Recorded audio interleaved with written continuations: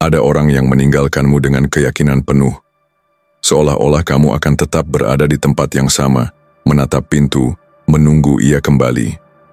Mereka melangkah pergi dengan percaya diri, merasa tak akan pernah kehilanganmu, karena menurut mereka, cintamu terlalu besar untuk berpaling.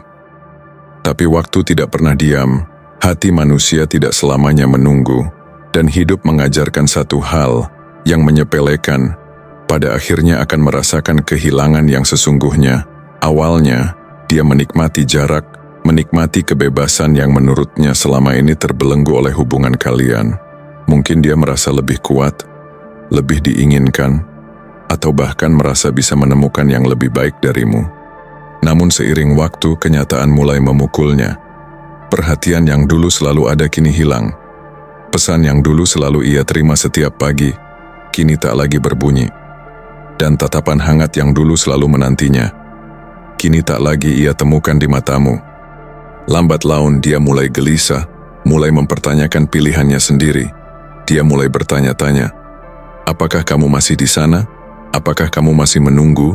Atau apakah kamu sudah menemukan seseorang yang lebih membuatmu bahagia?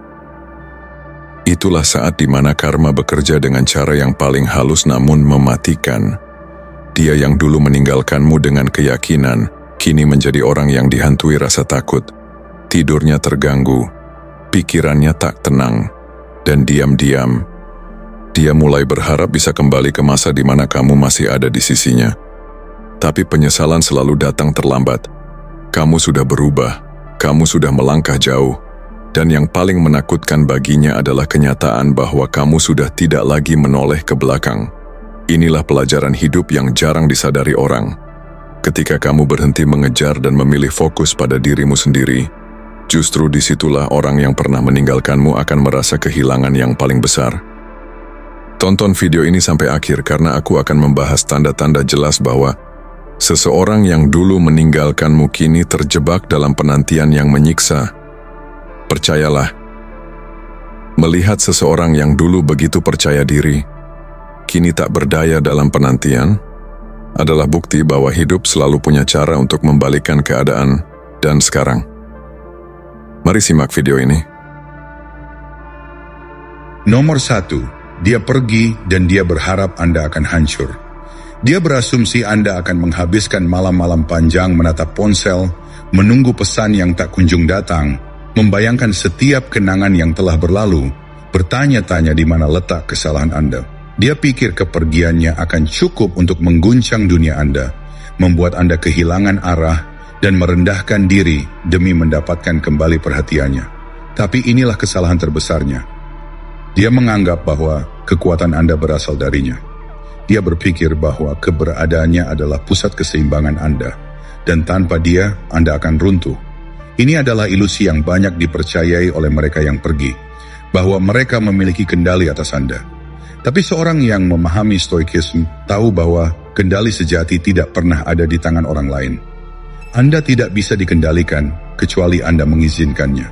Stoikisme mengajarkan bahwa hidup adalah serangkaian peristiwa yang tidak selalu bisa kita tentukan, tetapi satu hal yang selalu berada dalam kendali kita adalah bagaimana kita meresponsnya. Marcus Aurelius berkata, "Kamu memiliki kekuasaan atas pikiranmu sendiri, bukan kejadian eksternal. Sadarilah ini dan kamu akan menemukan kekuatan." Perpisahan, kehilangan, dan kekecewaan adalah bagian dari kehidupan, tetapi penderitaan sejatinya tidak datang dari peristiwa itu sendiri, melainkan dari interpretasi yang kita berikan. Jika Anda melihat kehilangan sebagai kehancuran, maka Anda akan hancur. Tetapi jika Anda melihatnya sebagai tantangan untuk bertumbuh, maka Anda akan berkembang. Ini adalah inti dari ketahanan, kemampuan untuk tetap berdiri tegak di tengah badai, tanpa membiarkan diri Anda terbawa arus emosi yang tidak produktif. Tentu, banyak yang beranggapan bahwa tetap tidak tergoyahkan setelah perpisahan adalah tanda ketidakpedulian. Bukankah mencintai seseorang berarti harus berjuang untuk mempertahankannya? Bukankah menunjukkan perasaan adalah bagian alami dari manusia?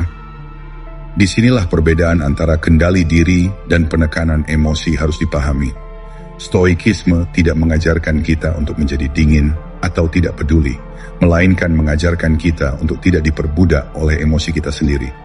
Seneca berkata, kita menderita lebih banyak dalam imajinasi kita daripada dalam kenyataan.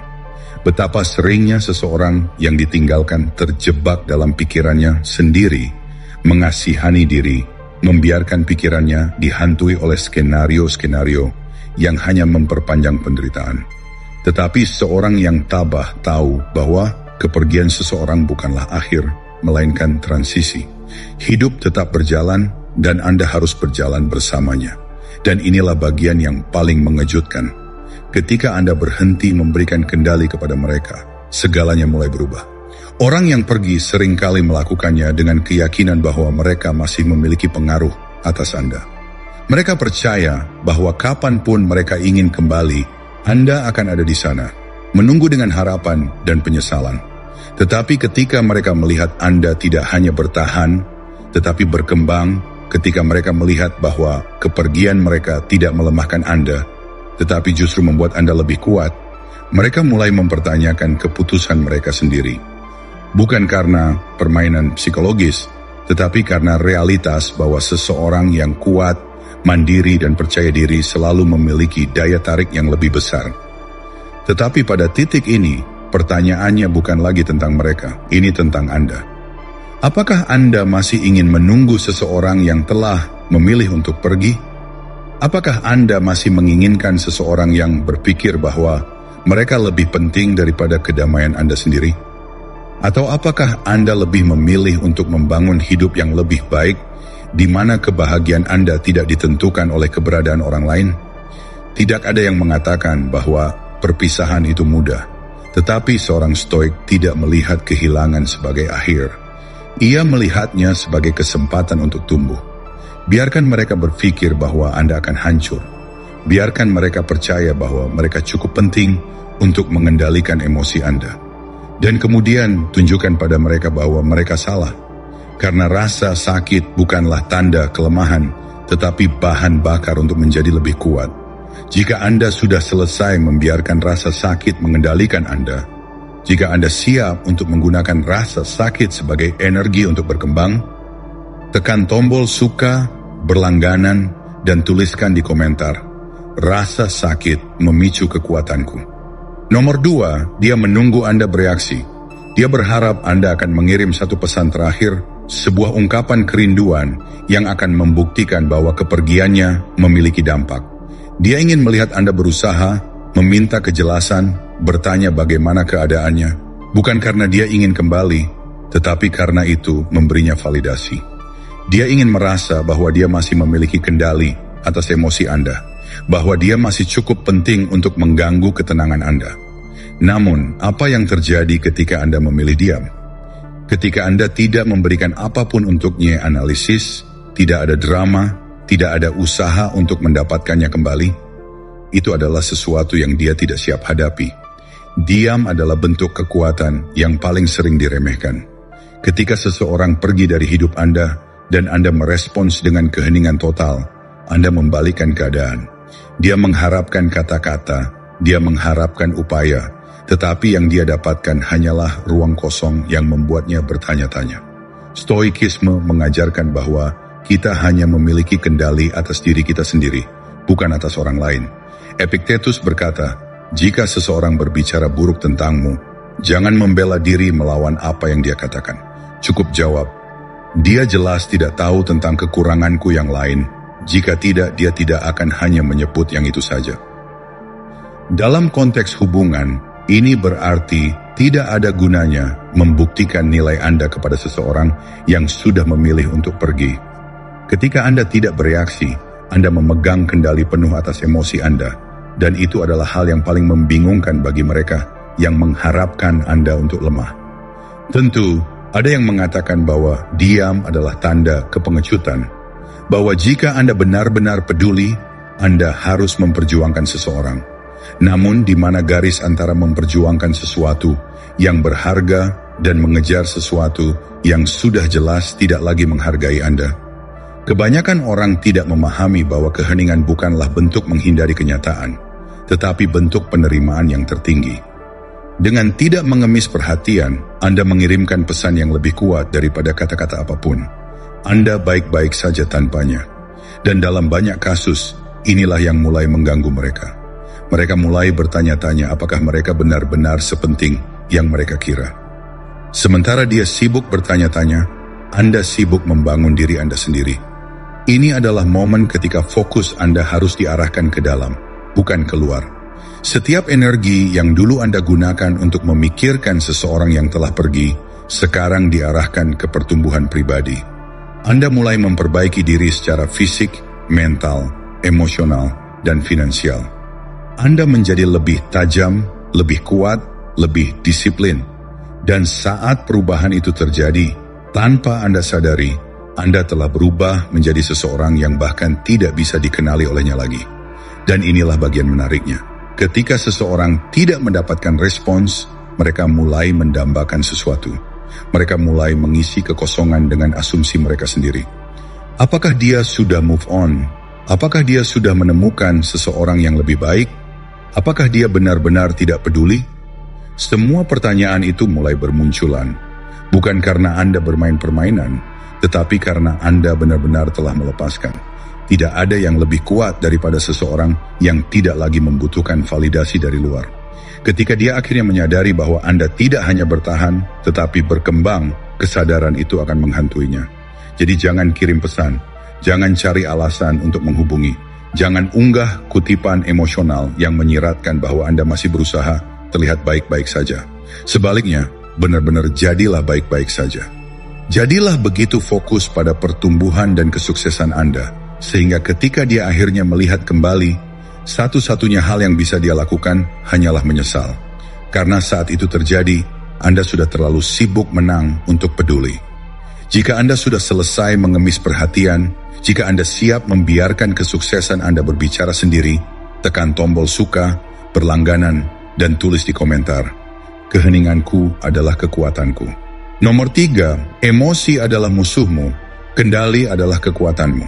Saat ini, emosimu berteriak, menuntut perhatian. Rasa sakit, kekecewaan, dan frustrasi berusaha menarikmu ke dalam pusaran reaksi yang tidak terkendali. Keadaan ini membuatmu ingin bertindak impulsif, menelepon, mengirim pesan, mencari jawaban, atau bahkan sekadar menunjukkan bahwa kamu terluka. Tetapi inilah perangkap yang harus kamu hindari, karena justru itulah yang dia harapkan. Dia ingin melihat bahwa kepergiannya memiliki efek, bahwa dia masih memegang kendali atas emosimu. Namun disinilah letak kebebasan sejati. Ketika kamu memilih untuk tidak bereaksi, ketika kamu mengendalikan emosimu, kamu juga mengendalikan narasi hidupmu sendiri.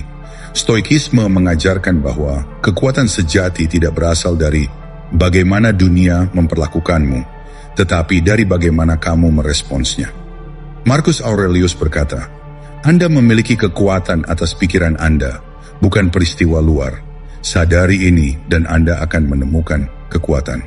Ini adalah inti dari ketabahan sejati, memahami bahwa tidak ada yang bisa benar-benar menyakitimu tanpa izinmu. Rasa sakit itu ada, tetapi kamu yang menentukan apakah itu akan mengendalikanmu atau justru menjadi bahan bakar untuk pertumbuhanmu. Banyak yang salah paham dan menganggap menekan emosi adalah kelemahan, seolah-olah tidak menunjukkan perasaan berarti tidak manusiawi. Namun, ada perbedaan besar antara menekan emosi dan mengendalikannya.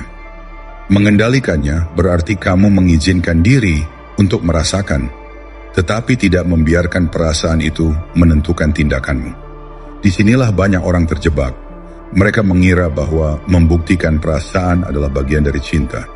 Mereka berpikir bahwa mengejar seseorang setelah ditinggalkan adalah tanda kesetiaan. Tapi kenyataannya, itu hanyalah refleksi dari ketidakmampuan mengendalikan diri. Seseorang yang kuat bukanlah yang bertahan dalam keadaan yang tidak lagi menghargainya, melainkan yang memiliki keberanian untuk melepaskan. Inilah yang paling tidak diharapkan oleh orang yang meninggalkanmu, bahwa kamu tidak hanya bertahan, tetapi berkembang. Dia mengira bahwa kepergiannya akan menghancurkanmu, bahwa kamu akan larut dalam kepahitan atau keputusasaan. Namun ketika dia melihatmu tetap tegak, tetap bergerak maju tanpa kehilangan arah, dia akan mulai mempertanyakan keputusannya. Bayangkan dia memeriksa keberadaanmu, baik melalui teman-teman bersama atau melalui media sosial, berharap menemukan seseorang yang masih terjebak dalam kesedihan. Tetapi yang dia temukan justru sebaliknya. Seorang individu yang tetap tenang, yang tidak mencari perhatian, yang tidak terjebak dalam permainan emosi.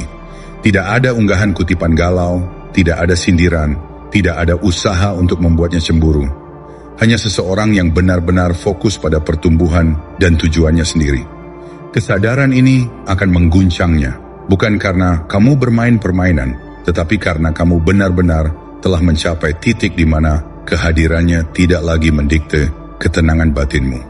Beberapa orang mungkin berargumen bahwa menunjukkan emosi adalah bentuk kejujuran, bahwa menahan diri adalah bentuk penyangkalan.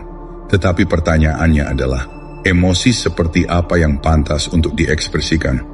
Apakah emosi yang muncul dari dorongan sesaat yang akhirnya merugikan diri sendiri, atau emosi yang telah diproses dengan matang sehingga menghasilkan tindakan yang bermartabat?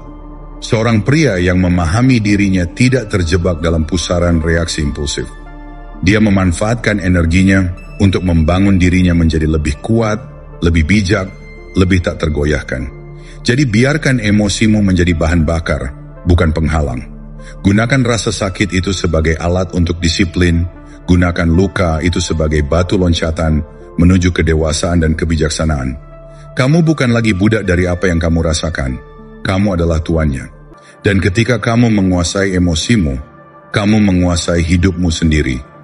Jika kamu sudah selesai menjadi tawanan perasaan yang tak terkendali, jika kamu siap untuk benar-benar mengambil kembali kendali atas dirimu, tulis di komentar, saya mengendalikan emosi saya, mereka tidak mengendalikan saya. Nomor 4, ketidakpedulian lebih menyakitkan daripada kebencian. Kebencian masih menyiratkan keterikatan. Kemarahan masih menunjukkan bahwa seseorang memiliki kendali atas emosimu. Inilah kesalahan yang banyak orang lakukan. Mereka berpikir bahwa membenci berarti telah melepaskan. Padahal sebaliknya, itu hanya menunjukkan bahwa mereka masih terikat pada seseorang yang seharusnya tidak lagi memiliki ruang dalam hidup mereka. Ketika seseorang pergi, dia tidak selalu membutuhkan cintamu lagi. Dia hanya ingin tahu bahwa dia masih penting, bahwa dia masih memiliki efek dalam hidupmu, bahkan jika itu dalam bentuk kemarahan atau kebencian. Tetapi yang tidak dia harapkan adalah sesuatu yang jauh lebih menyakitkan. Ketidakpedulian total. Ketidakpedulian adalah kebalikan sejati dari cinta, bukan kebencian. Karena selama masih ada kebencian, masih ada keterikatan emosional. Namun ketika seseorang benar-benar tidak lagi memicu reaksi dalam dirimu, ketika kehadirannya atau ketidakhadirannya sama sekali tidak berpengaruh, itulah momen di mana kamu telah menang. Inilah yang tidak bisa dia tangani. Dia mungkin bisa menerima amarahmu, bahkan air matamu, karena itu semua memberitahu dia satu hal, bahwa dia masih memiliki tempat dalam hidupmu. Tetapi ketika yang dia temukan hanyalah keheningan, ketika yang dia hadapi hanyalah ketidakpedulian mutlak, saat itulah dia mulai mempertanyakan segalanya. Stoikisme mengajarkan bahwa kebebasan sejati datang dari penguasaan diri. Marcus Aurelius menulis, lihatlah ke dalam. Di dalam dirimu ada sumber kekuatan yang tidak pernah berhenti mengalir. Ini berarti bahwa apapun yang terjadi di luar tidak seharusnya mengguncang ketenangan batinmu. Jika seseorang meninggalkanmu, itu bukan pukulan terhadap harga dirimu, itu hanyalah perubahan keadaan yang tidak seharusnya mengendalikan emosimu. Tetapi di dunia yang penuh dengan orang-orang yang didorong oleh ego, sikap ini bisa sangat mengejutkan. Psikologi menunjukkan bahwa manusia selalu mendambakan validasi. Kita ingin merasa penting, kita ingin percaya bahwa kehadiran kita memiliki efek pada orang lain. Itulah sebabnya ketika seseorang yang dulu peduli tiba-tiba menjadi netral, tidak bereaksi, dan benar-benar tidak terpengaruh, itu lebih menyakitkan daripada kemarahan apapun yang bisa diarahkan padanya. Bayangkan seseorang yang meninggalkanmu, berpikir bahwa dia masih memiliki pengaruh, bahwa kapanpun dia ingin kembali, dia bisa melakukannya. Tetapi saat dia kembali, dia menemukan sesuatu yang berbeda. Bukan seseorang yang penuh amarah, bukan seseorang yang mencari penutupan, tetapi seseorang yang bahkan tidak melihatnya sebagai faktor dalam kehidupannya lagi. Tidak ada pesan emosional, tidak ada sindiran, tidak ada pembuktian diri, hanya ketenangan.